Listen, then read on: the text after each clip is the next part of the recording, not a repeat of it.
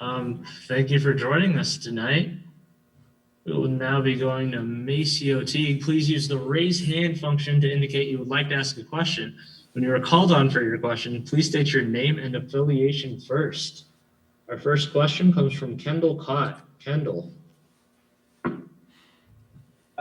Maceo, congratulations on making the Final Four. Those 2 threes you hit real late in the game when Arkansas was kind of making their run. What did it feel like to hit those big shots to propel you to the first Final Four since 1950 for Baylor? My teammates, they kept finding me. I think like two possessions before that, Jared, he drove baseline, looked somebody off and threw it to me in the corner.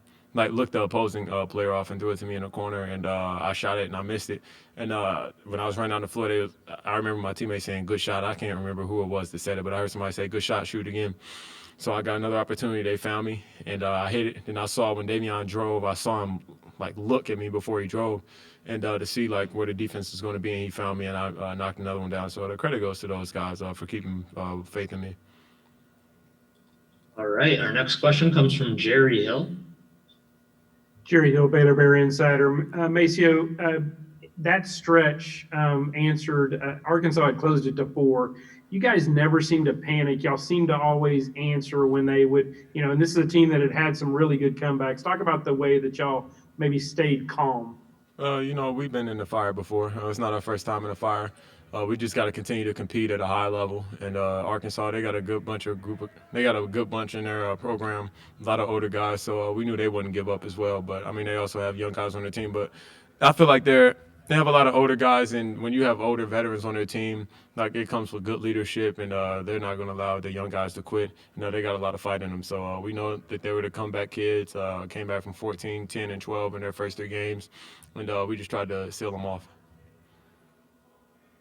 All right, our next question comes from John Werner. Yeah, John Warner, Waco Tribune. Maceo, what does this mean to you making the Final Four, and what does it mean to the program?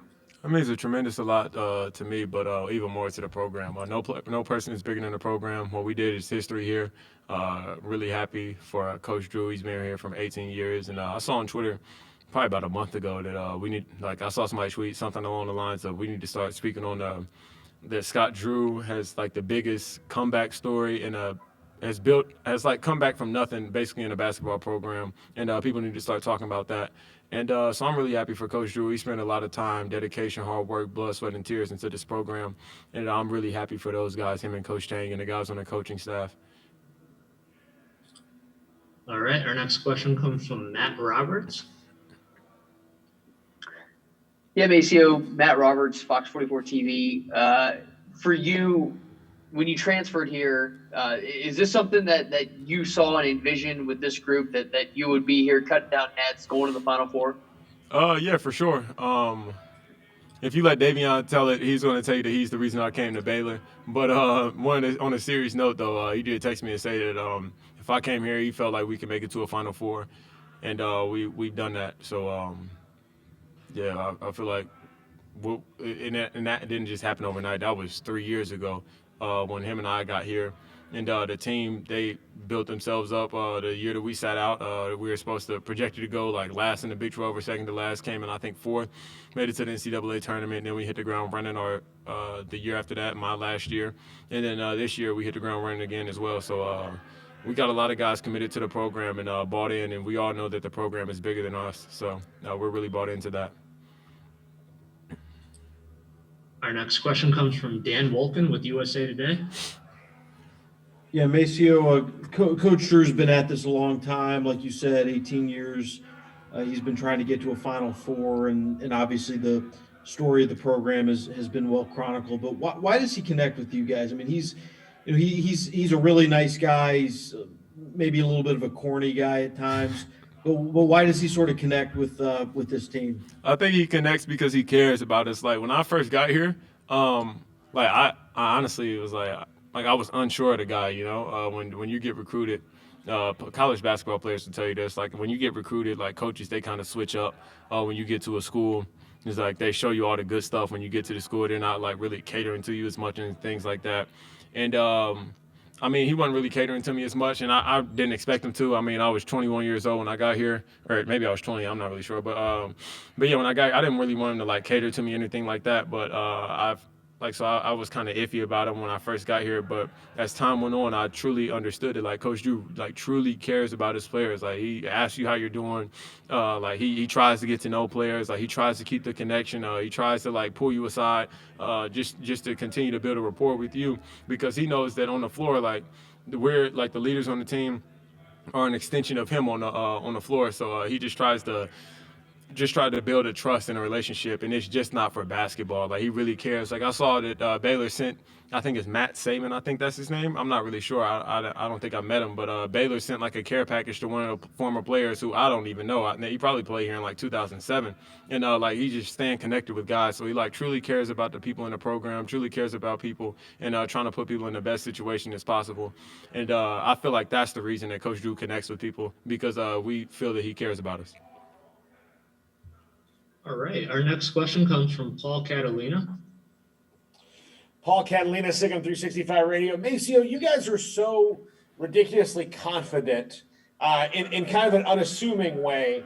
Was there ever a moment in any of these games, in any of the season, where that confidence wavered, or were you guys at 100 as confidence from the jump of this season on the way down? No, I don't think I don't think we ever like lost confidence. Who do we lose to first? Kansas. When we lost to Kansas at Kansas, it was just like, I mean, we had to lose eventually. Then we lost, but we felt like we weren't in our best. Like we felt that we had to diagnose some things, correct some things going forward, and we felt like we would continue to get better as the season went on. And we didn't want to peak in January. We want to peak at the time that we're peaking right now. We just want to continue to get better, even going into this last week. Awesome. Our next question comes from Zach Brazilier with the New York Post. Zach Braziller, New York Post. Maceo, Villanova tried to slow you guys down. Arkansas tried to speed you guys up. Didn't really seem like either style ultimately worked. What does that show you, kind of say about your team and what you guys are obviously capable of? I feel like that shows that we got real hoopers on our team. We can play any style of basketball, and we can adjust to certain situations, and we can overcome it all. All right. Our next question comes from Chuck Carlton. Yeah, Chuck Carlton, Dallas Morning News. Maceo, this was the closest game you had in the tournament, 9 points. At the same time, it doesn't look like you put a complete game together just yet. Do you think you've played your best basketball yet in the tournament? I feel like we played better games, but as long as we continue to win, that's all that matters to us. We got to get better going forward, going into our next game on Saturday against Houston, a tough team, and we just look forward to that matchup coming up soon. All right. Our next question comes from Chris Williams. Yeah, Maceo, obviously a big win today, and congratulations. But are you guys still able to approach every game just like another faceless opponent, or do you feel it building and getting bigger and bigger each week? I mean, I don't think that there's any more pressure going into these games than another game. I feel like today it was like a game that we played on January 30th, the Big 12 versus SEC matchup, and I feel like that's all it was today. And just going forward, we just got to be locked in, not get caught up in the moment. Nice. Our next question comes from Kevin Lundquist. Yeah, Maceo, you guys were in a position last year where you could have been in this position last year. So what does the feeling of appreciating this moment now mean to you guys, that you're finally here going to the Final Four? That means the world. I mean, but all glory goes to God in these situations, win or lose. I mean, God still brings us here, and we're here for His glory. And we're just really happy that everything is working out the way it is right now. We got a good group of guys in the locker room, guys who sacrifice a ton for the greater good, and everybody, like I said earlier, is just bought into the program. All right. Next up, we'll have Andrew Miner.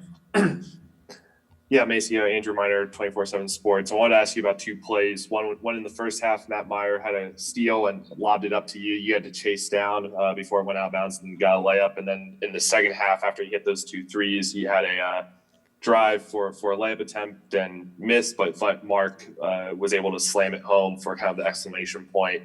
was wondering if you could take me through those two plays and then kind of just describe how great everybody has kind of their role on the team, because it was a very evenly distributed game today if you look at the box score. I think that everybody's bought into their role. Like, we all know that we have a role to play. It could be anybody's night on any given night. I mean, in West Virginia, I think Jared, he had like 20-something. Then Day had like 20-something. Matt had like 20-something. So it's anybody's night on any given night. And it wasn't my night. I didn't play well that game in particular, but everybody like steps up. Like, everybody has a role to play. Everybody fulfills their role. Like Mark, he does a great job setting screens. Flo does a great job setting screens, and rebounding. So does John. Flaggy comes off the bench, gives us a spark pretty much every single game that he comes off the bench. And like, guys are just really bought into the things that we do in our program. Thank you.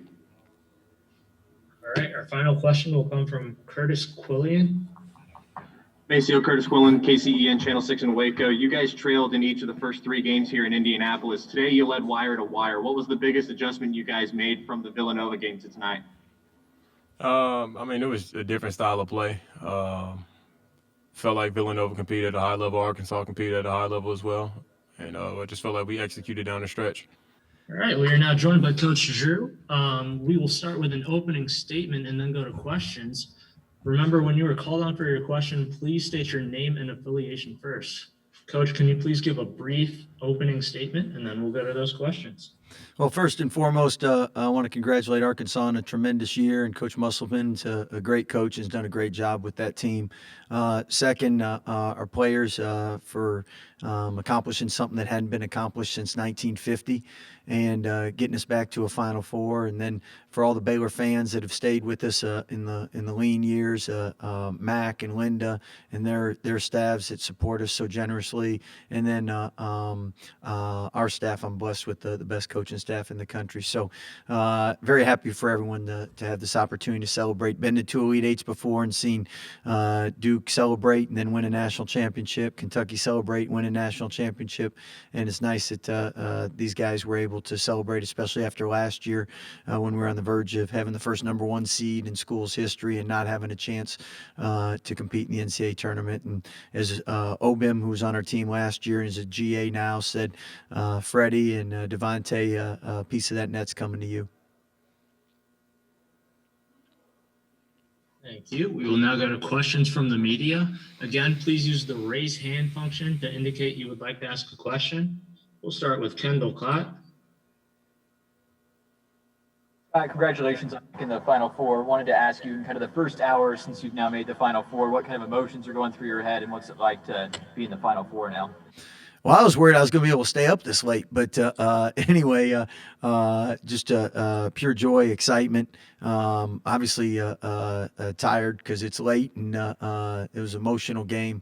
But again, seeing our guys having a chance to cut down a net and celebrate, doesn't get much better than that come March. All right, our next question comes from Jerry Hill. Jerry Hill, Baylor Bear Insider. Scott, you had seen Arkansas have those comebacks. Yeah. You guys never panicked, or it didn't look like you panicked when they got it down to 4. Well, I thought it was really crucial in that first half when Davion picked up his third that their pace and to their credit, I thought we got a little tired and we're used to rotating our guys a little bit more and we were able to have a lead and that was important. And then second half, we knew they were going to make a run at us because that's what they do. That's what any team in the Sweet 16 and Elite 8 is going to do. They're well coached and they don't want to go home either. So credit our upperclassmen for not panicking. And I thought every time they made a big play, our guys really answered. Maceo's big threes, Adam big three, Davion getting to the cup. And I just have one question for you, Jerry. Are we going to see your dance tonight? Because hopefully that's posted. Stretch first. I don't want you getting injured. All right. Our next question will come from John Werner.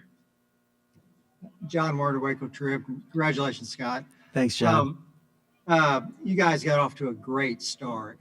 How important was that considering how much offensive firepower Arkansas has? Well, I thought it just showed how focused and ready to play we were. And we got great looks. Guys made good shots, and then Arkansas is a great team, so we knew they'd make a run, and they did. And credit our guys for having an answer. But I really thought we were focused from jump, and really had a good game plan, and credit them for adjusting.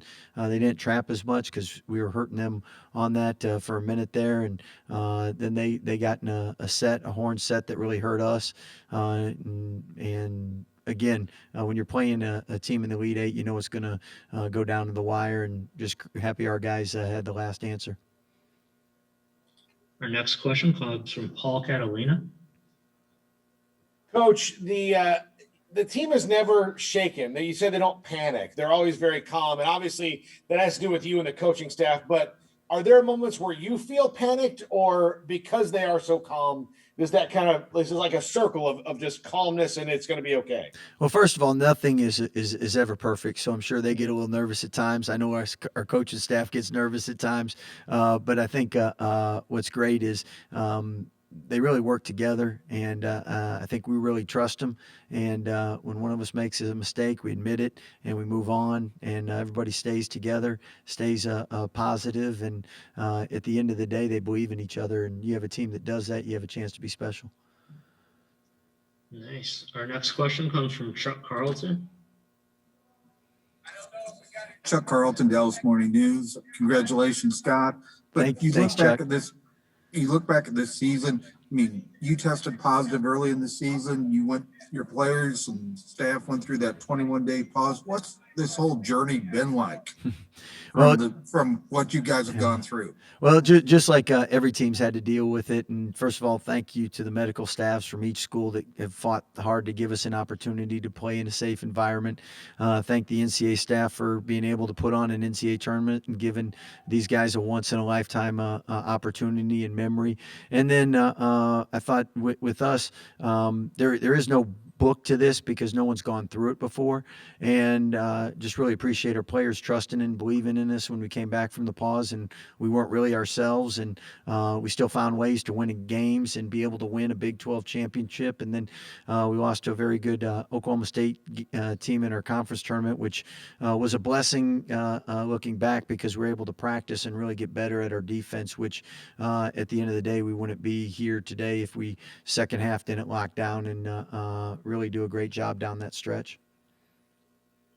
All right, our next question comes from Jeff Goodman. What's up, Jeff? Scott, how are you, Scott? Hey, you got to be tired. East Coast time, you're really tired. I'm running strong. I'm not that old. I'm not as old as you. Maybe I am. Take me back to the day, I asked your wife this a little while. Take me back to the day you got the job in 2003, if you can, and just what it was like. Having the conversations, and if you were at all skeptical of taking the job. No, I prayed about it. I felt led to come here. I really believed in the vision of the school from the president and the administrators during that time, and what they wanted Baylor to continue to grow and become. And I wanted to be a part of that. Obviously, once we got into the season and you found out that most of your team were walk-ons and most of them weren't over 6'2", then you realized it might be a little tougher than you originally thought. But obviously, the goal was always to build a program that could consistently compete and have an opportunity to play in March. Our next question will come from Dana O'Neill. Hey, Dana. Hi, Scott. Congratulations. Thank you. Along the same lines of what Jeff was asking you, you are perpetually upbeat and optimistic. I think sometimes others of us aren't, perhaps.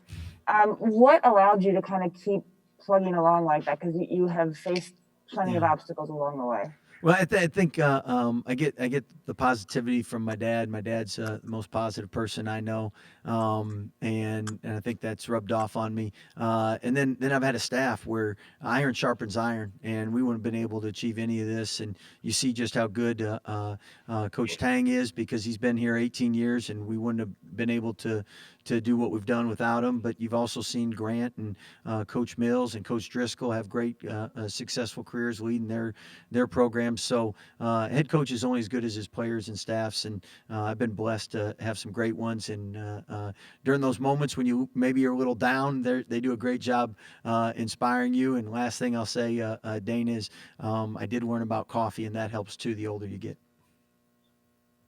All right. Our next question comes from Pete Thelma. Hey, Scott, Pete Thamel from Yahoo. Congratulations. Thanks, Pete. On the Final Four.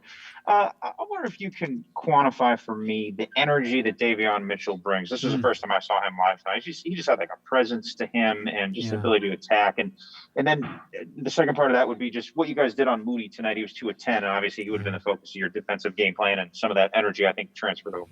Yeah, good question. So with Moody, first of all, we just try to make everything as tough as possible. Third leading scorer in the SEC. He can get buckets in a hurry. And thank goodness we played good defense and had great attention on him and tried to make things tough. As far as Davion, I think you saw in the first half, he only played 8 minutes, but you saw at the start we were able to get to. And where he's so critical for us is I mean, he's Final Four for Defensive Player of the Year, and obviously I think he's the best defender in the country. And with him on the ball, and you couldn't really see it, Pete, because when you have 3 fouls in that second half, he wasn't as aggressive as he normally is. And hopefully you're here for next weekend, and you can see just how special he is on the ball. Because I mean, that'd be a person, we call him off night because people tend to have off nights with him. But I mean, he's a nightmare to bring the ball up against, and he sets the tone for our defense. He's the pace car. Everyone sees him working, so that leads to everybody else working. So that energy he brings, and he's got unbelievable speed. You could see versus their trap, their pressure. It's really hard to keep him in front. Unbelievable God-given ability and speed.